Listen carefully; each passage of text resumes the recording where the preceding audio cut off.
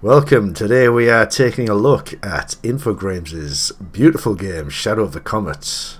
Seen here sandwiched between its two progenitors, if you can call it that, its parents, if you will. Alone in the Dark, and Sandy Peterson's Call of Cthulhu role-playing game. Alone in the Dark came out in 1992. Was a Lovecraftian adventure horror game. And Call of Cthulhu is the flagship role-playing game from Chaosium Inc.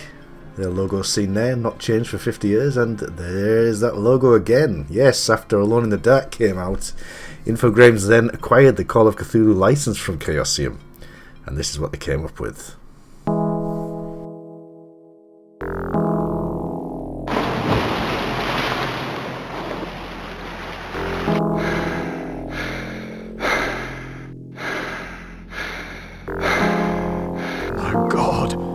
My God!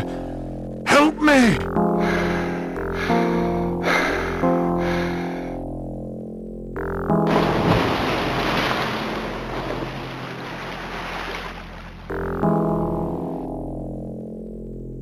The book spoke the truth. Ah! Dibby dibby dibby dibby dibby dibby dibby dibby dibby dibby dibby dibby dibby dibby dibby. That's what crabs say.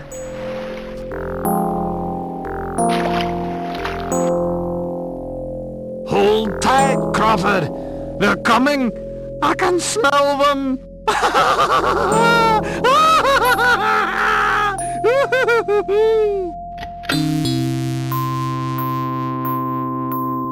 You were right, Doctor. It's hopeless.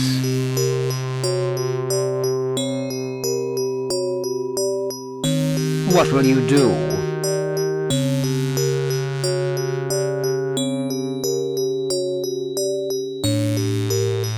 I think he would have liked to see his works donated to the British Museum.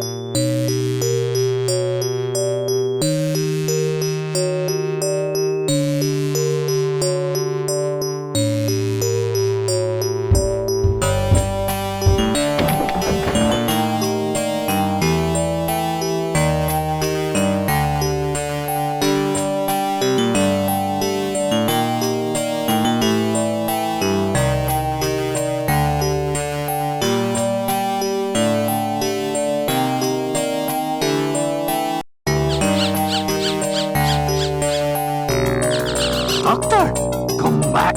I must show you this.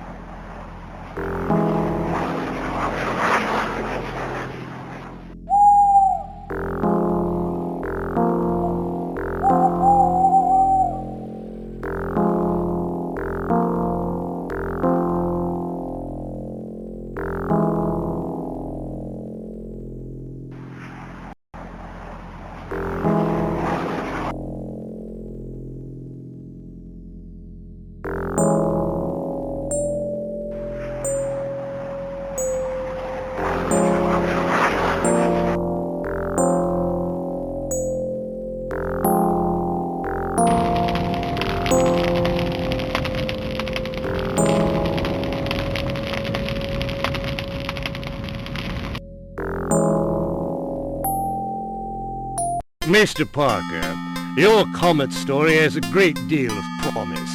Tell me, 76 years after the Boleskine business, you really think...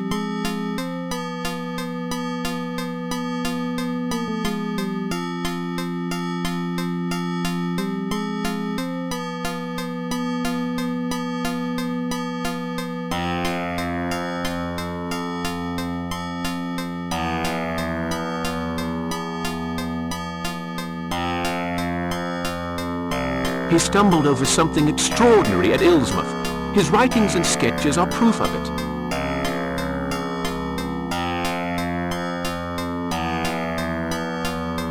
Yes, but he came home a raving lunatic.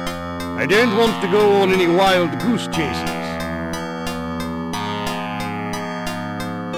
You'll have solid proof, Mr. Griffith. I'll go to Illsmouth. I'll find the exact place where Boleskine made his sketches. I'll take photographs.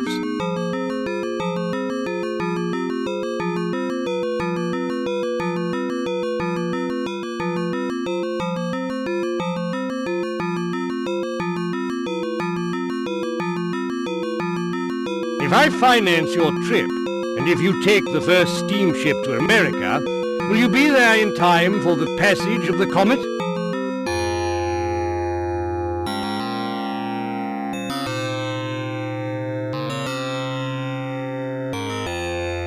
I'll be there with 3 nights to spare before Halley's Comet passes. I've already arranged to stay with a local doctor, a fellow called Cobble.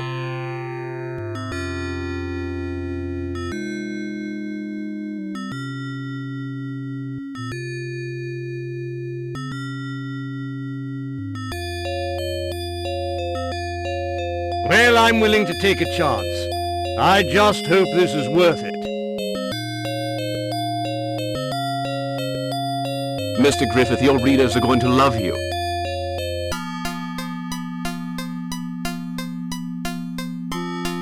Bring me back some sensational photographs.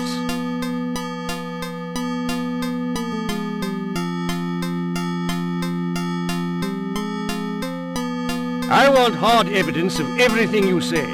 I cannot afford to print crackpot ideas.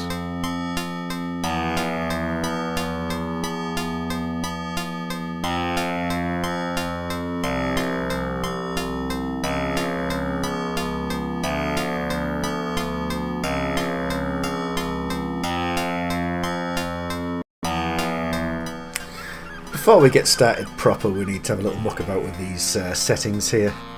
We turn the music volume down a couple of notches, get that game speed down to what I would call the high end of snail, and turn the subtitles off because there's a huge delay on them. You ever get pulled over by the police, tell them, well, that was already going the high end of snail. Mr. Parker, I presume? Dr. Cobble? Delighted to make your acquaintance. Allow me to introduce you to Andrew Arlington, the mayor of our little community. Very happy to meet you. Thank you, sir. I'm very glad to meet you. There's no time to lose, Mr. Parker. We'd best be on our way. The Sales brothers have delivered your luggage. There's a telegram for you. It's in your room.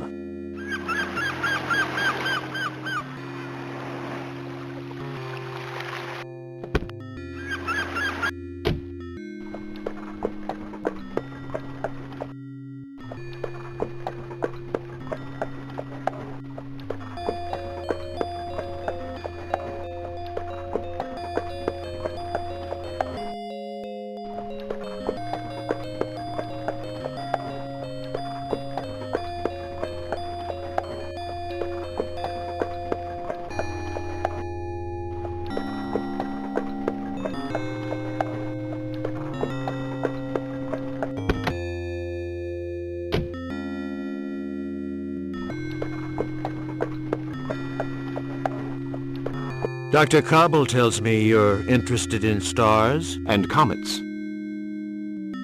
comets.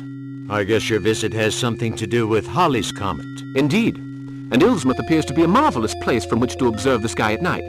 Quite so. In 3 nights' time, we shall be able to see some wonderful sights. In 3 nights' time, you say? You'll see for yourself, Mr. Arlington, and you won't believe your eyes. You've convinced me. Well, here you are, all set to get to work. I'll show you to your room. I'll have to leave you, my customers. Won't wait.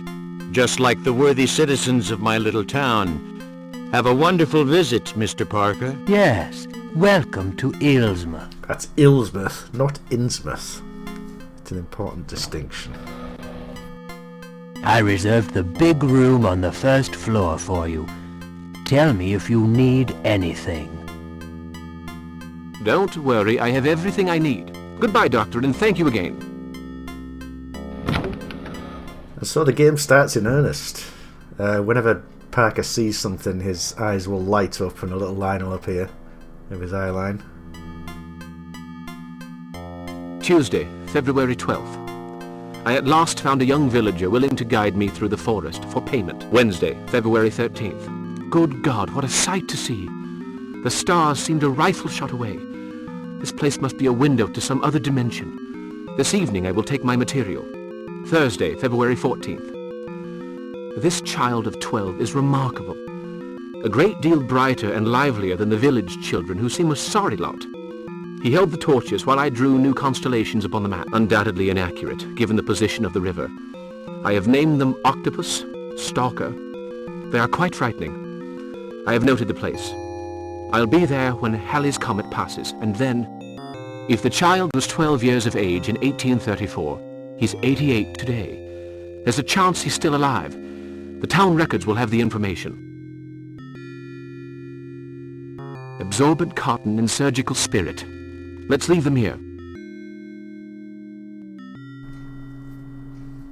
The main thing to remember is that he will always identify interactable objects himself, and then just have to use a bit of logic to figure out which background elements you can From interact Sales with. and Brothers, London, to Mr. Parker in Dr. Cobble Estate. Apologies. Stop. Have no more photosensitive plates. Stop. Try to purchase some your end. Stop.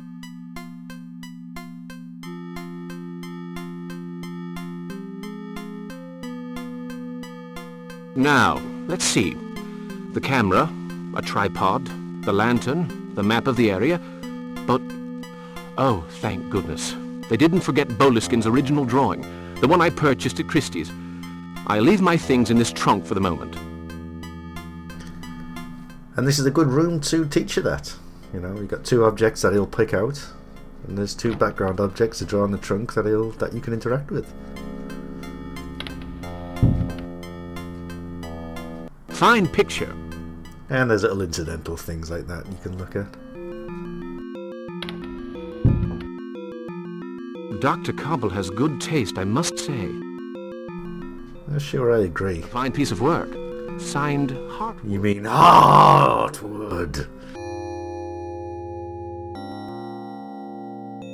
A doctor's degree in medicine and surgery from Miskatonic University. It's odd that a surgeon should end up in a small town like this. Well, the good doctor appears to be keen on literature. Let's see. If Stones Could Speak, by the Marquis de Chamfray. Hubertus the Bold translation. The Cellar Treatise. So many books. Anyone who's played Call of Cthulhu is probably thinking that Parker's main skill was library use. He's put 80 points in there. If you don't know, you don't know. Don't worry about it. This is not actually an RPG. It is simply a point-and-click adventure game that uses the Call of Cthulhu license. There's no real reason for it to do so, but here we are. It's also a follow-on of sorts to Alone in the Dark. You can call it a prequel, I suppose.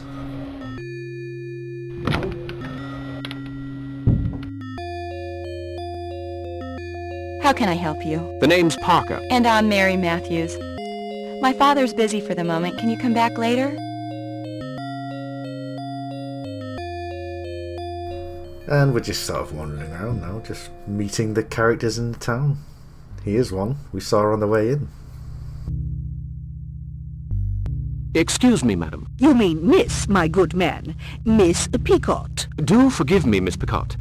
I'm not from these parts. The name's Parker. Good day, young man. Could you show me where the town records are kept? I would be extremely grateful if you could tell me where I might find the town records. I'm so glad to be able to help. I think you'll have to try the town hall.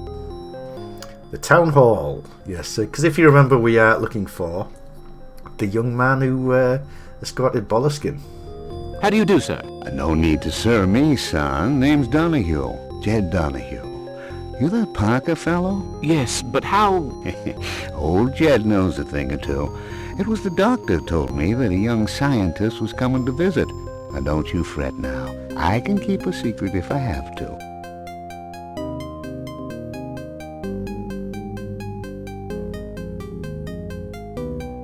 And of course we're in a strange sense of unease here already, when we're not sure who we can trust and who we can't. We've already met a few people, including... A. Arlington. Well, the mayor has a fine house. Yes, a very blue house as well. And there he is. Where's he sloping off to? Let's follow him.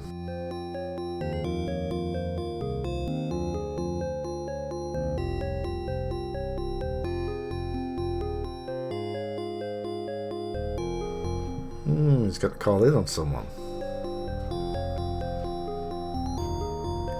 Wonder if he's gone to warn them that we're here. That's funny. No answer. And yet I did see somebody going in. Well, you're not going to give us the time of day. Not at this time of day. That's a rather old-fashioned house, but I suppose it's 1910, isn't it? I feel like some of these designs are quite gothic for that period. That maybe would be more in fashion later. Let's follow this chap into work. Because this is, of course, where we need to be. This is where the town records are kept.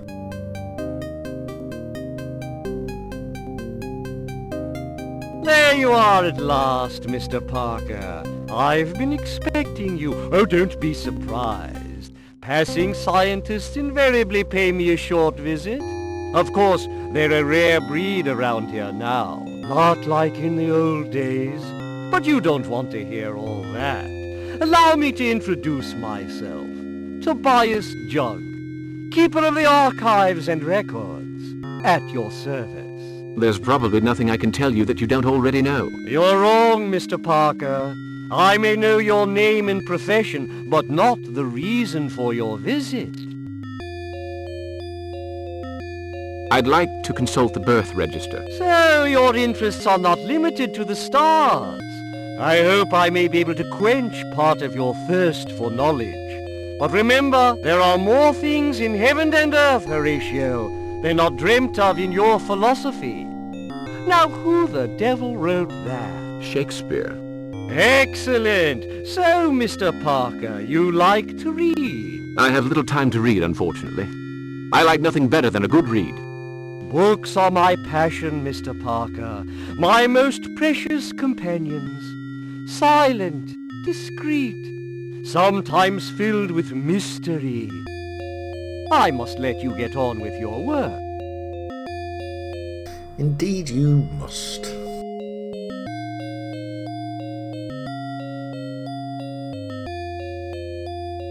Fortunately, there weren't too many births in 1822. According to the register, there are 3 still alive today.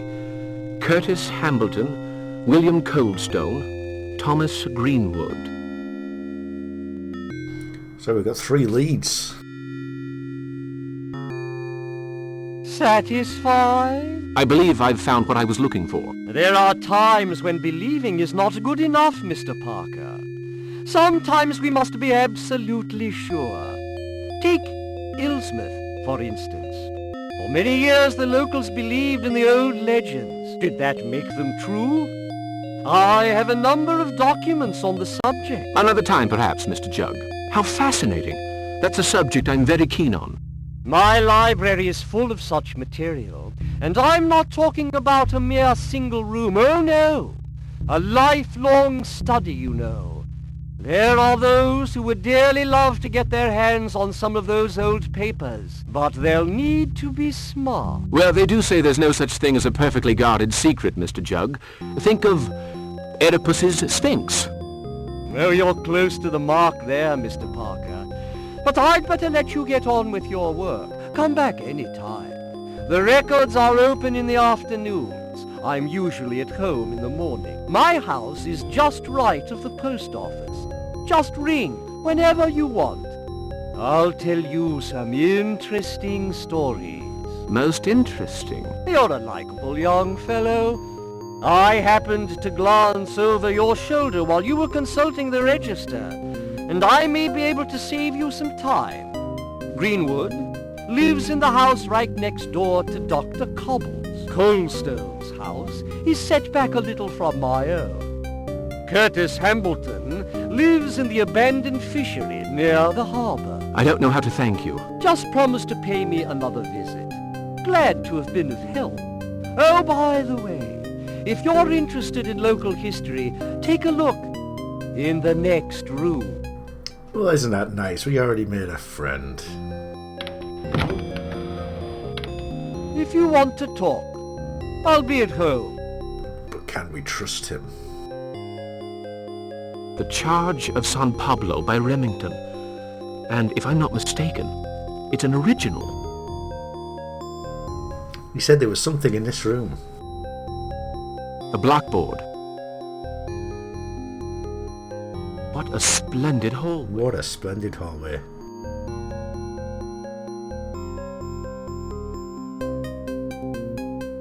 Good Lord, a page of Boleskine's writing.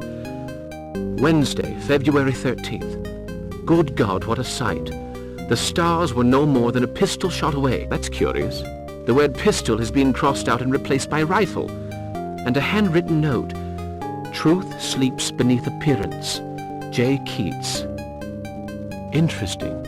That's a rather cryptic clue. But of course he wants us to think about the rifle. Monograph of Illsmouth names by Tobias Jugg. Let's have a look. No Parker. Jugg, born of Jeremiah and Suzanne. Maiden name Smith. And under S, Smith, of course. Zeke. The list ends there. Silas Sprague quit the village in April 1809, leaving 4 children. What's this?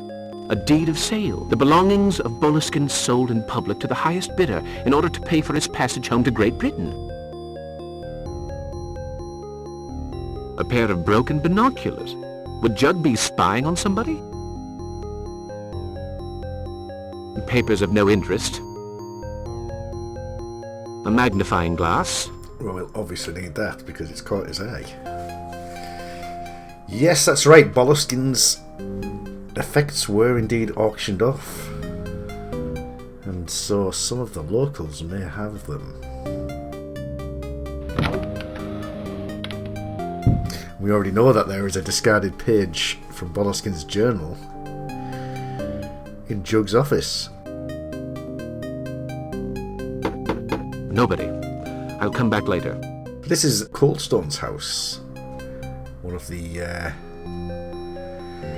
potential leads that we have. Unfortunately, he's not home, or if he is home, he's not answering. We saw the mayor going in there earlier. So someone must be home.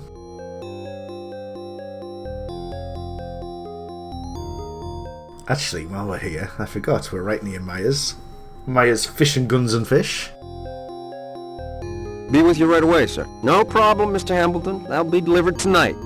Oh, I spoke to Miss Gilchrist. She got your package. Can I help you, sir?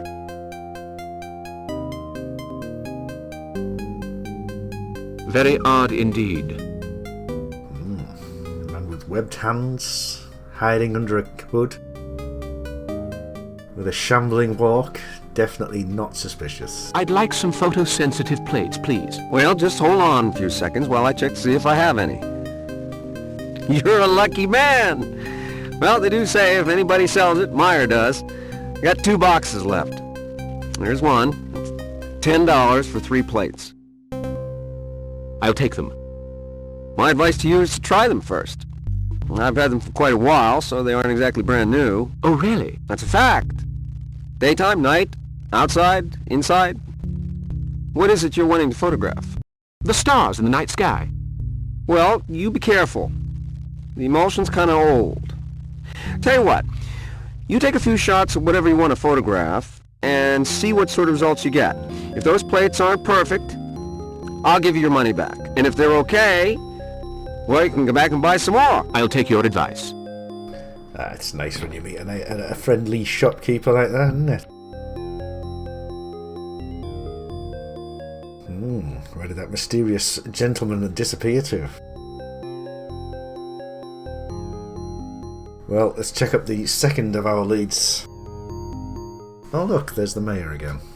Outside his own house. Dragged away by the police. Where are they going?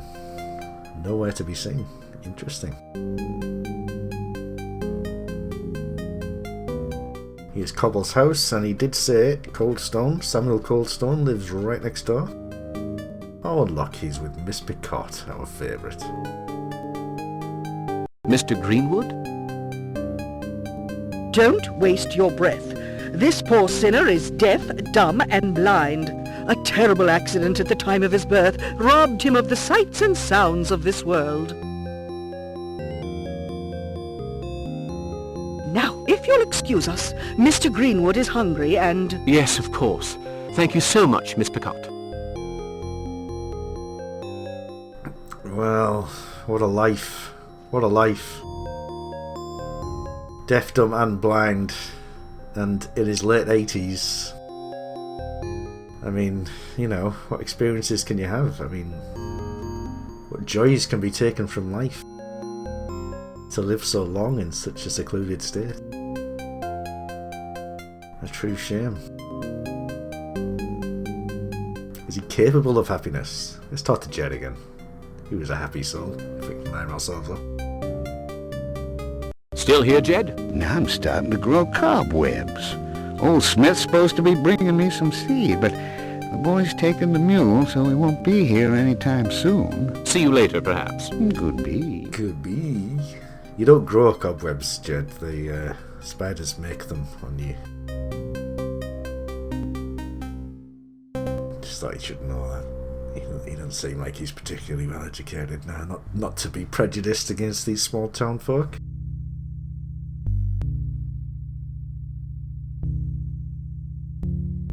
So out here is the abandoned fishery where Curtis Hambleton supposedly lives. Or perhaps squats. Oh, something's caught Carter's eye, a rope ladder.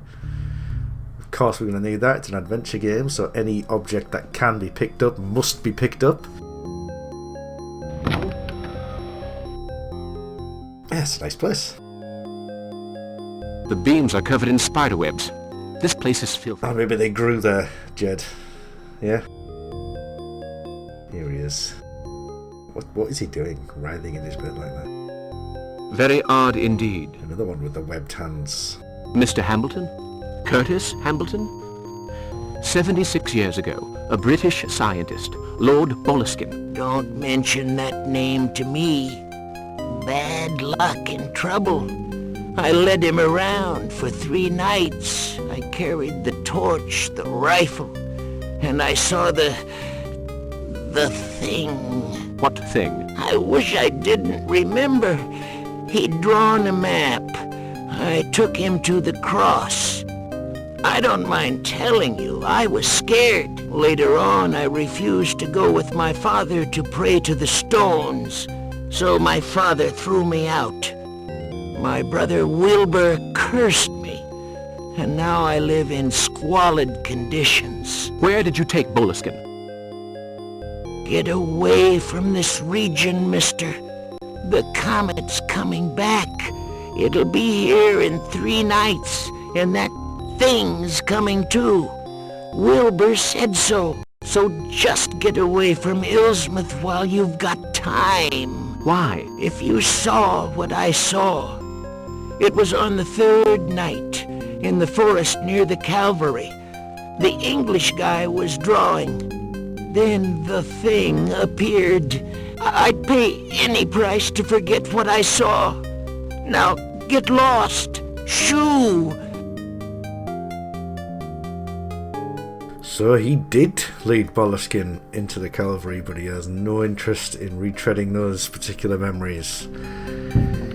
And, well, he seems a little the worse for wear for his experiences. Although those webbed hands, maybe a family resemblance to the shuffling figure we saw in the shop.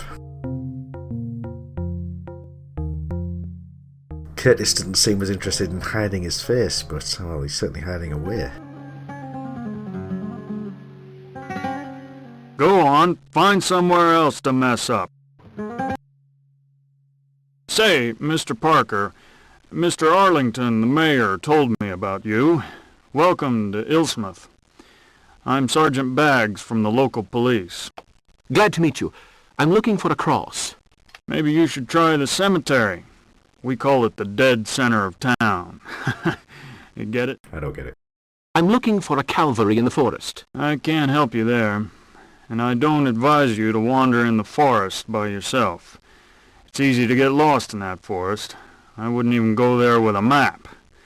Now, if you'll excuse me, duty calls. I've got to run those layabouts out of town towards the clearing in the woods. What have they done? They're gypsies, Mr. Parker. Sneakiest chicken thieves you ever saw. I'm not going to wait for them to strip the town bare, no sir. They're out of here. Surely they have some rights. I decide who has rights around here, Mr. Parker, and no stranger is going to tell me how to do my job. You stick to your science.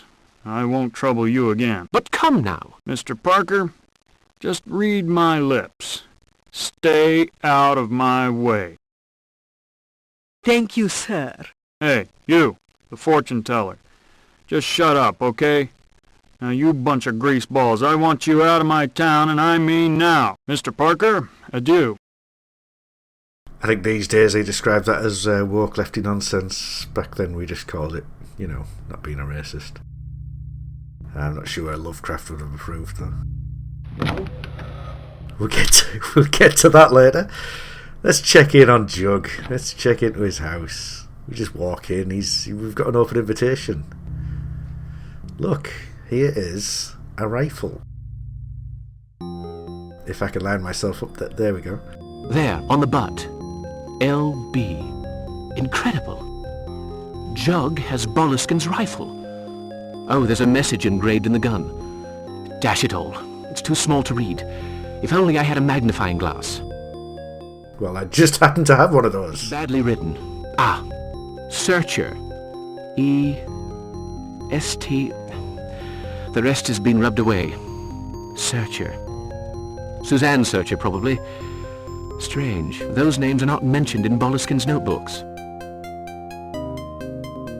A strange message written by Boleskine. E-S-T. The rest has been rubbed out. Yes, of course. It says LB on the butt of the rifle, but it should say AB. These butterflies really are magnificent. Boleskine's first name was not Lord, that was his title. His first name is Alistair. Am I bothering you? Not at all. Indeed, to be frank, I can't get our last conversation off my mind. I see. And? Still nothing. I have to consult a book. Come back a little later. I'll see you, Jug. Didn't even offer as a drink. You know what I mean? Parker will be put out by that as well, because he's English, so he'll know. He'll be like, didn't even put the kettle on. You know what I mean? You call around someone's house. Just stick the kettle on, you know what I mean? I don't know.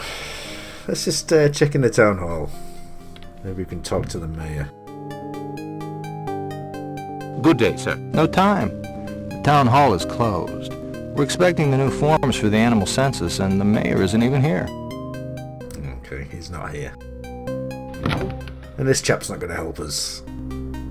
In fact, he's going to be very unhelpful throughout our entire experience here. So it's time to go and wander around the woods alone, just exactly as Baggs told us to do. No, wait, he said not to do that, didn't he? But what we're really doing out here is looking for detritus. We're looking for 3 branches and the creeper. Look at that woodpecker. Look at that woodpecker. Oh, he looked at the camera. That's nice.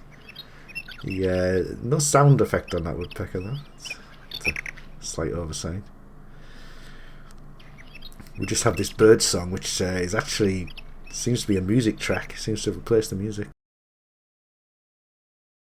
Yeah, so we're just kind of wandering around the woods here, but we're looking for, well, anything we can pick up. But yes, it is specifically we need 3 branches and a creeper. You might be wondering why you need 3 branches and a creeper. It will become clear later, but of course if we don't have these objects we can't progress. This is a, this is a flaw, I'd say, in the game's design. It's not clear. Look at that squirrel! It's not clear that you need these, but you do. And you do have to wander around the woods until you find them. And if you don't find them, you're probably going to be beating your head against the wall. But of course, I know how to play this game. I've played this before. Don't worry, you're in safe hands. And of course, there's another exit here at the southern part of the town. But, well, we missed a branch, so we're going to have to head back up. Yep, you got 2 branches and a creeper. We missed a branch. It is time to go deeper into these woods.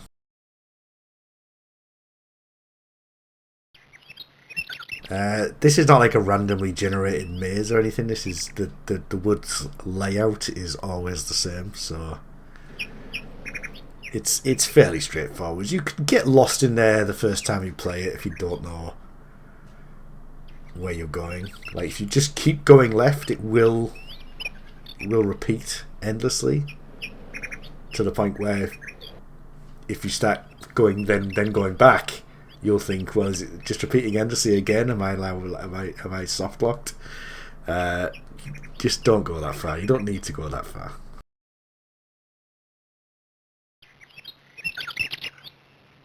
It's designed to confuse you. Don't let it win. And there's our 3rd branch. We go out into the forest looking for branches, and apparently there just aren't enough. There just aren't that many branches in the forest. Where do branches even come from? There's a woodpecker again. Just pecking wood.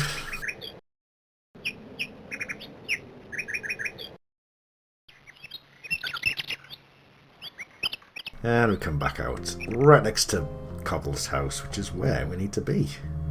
It's time to do a little bit of weird logic puzzle solving. We do technically have all of the information we need to solve this following puzzle, but I want to know if you can understand it. I don't want to be like one of them leave a comment types, but let me know if you understand what's going on right now, because it's not entirely clear sometimes.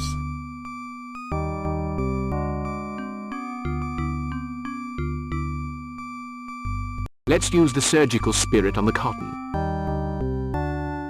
So we put the surgical spirit on the cotton, because now we're allowed to pick them up. We can open the trunk, and again, you can see Boleskine's drawing and our map of the region. Everything else we leave behind. Stick the drawing on the desk. There must be a clue in this drawing, but what is it? Truth hides beneath appearance, as Keats said. I was sure of it. The clue is not in the picture, but beneath it. Northeast beast, 4x2 stars. That's where the cross... Okay. Back up. Drop the map. Let's have a little look. I have to pinpoint the position of the cross on my map. Now, I know where it is, but do you know where it is? Northeast Beast. EST. East of Stalker, northeast of Beast. It's Searcher, 4x2 stairs. Right that spot there. It's simpler than it seems, but it's also one of those things that you could beat your head against that for a while. But also, if you don't have the clues that you need, he won't do any of that. So it's one of those games where you need to have done certain things in order to progress. So you can't just make him do that. Okay, so now we've got a map. We just need a guide. Oh look, who's this? Who's this friendly looking chap? Mr. Parker, is that right? I'm so glad to meet you. They told me you'd stop by to see me, but I was ill in bed. Excuse me, you are Mr. Parker, isn't that right? And you, sir? The name's William Coldstone. I'm an amateur astronomer, you know. They told you about the cross and you met with that old fool Jug, isn't that right? Well, I'm sorry you've been put to so much bother. He didn't strike me as a fool. Oh, that's just my way of talking.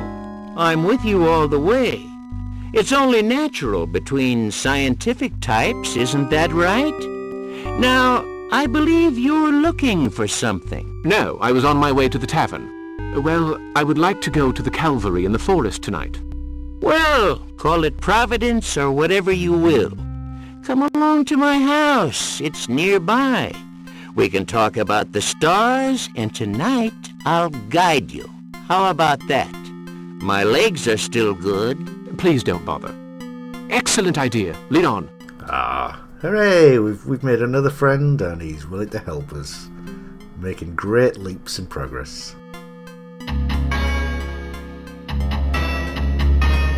No one ever learned what happened in William Coldstone's house. Poor Parker. So young, and already in the next world. Ah, well. Nevertheless. So, Shadow of the Comet. A beautiful package here. This is the American release. You can see the back there has some actual... some of the artwork on the back in those screenshots is a little different to what's in the game. You'll also notice the map is misleading. We have a letter here to Mr. Lestrade, Scotland Yard. And this is Lord Percy Boleskines. Not Alistair Boleskines, Percy Boleskines. So Boleskine does not have a consistent name, and it's signed by John Watson. So I don't know why we have these Conan Doyle references. Here's a letter from the British Museum, one of the few places stated in Lovecraft's work to hold a copy of the Necronomicon.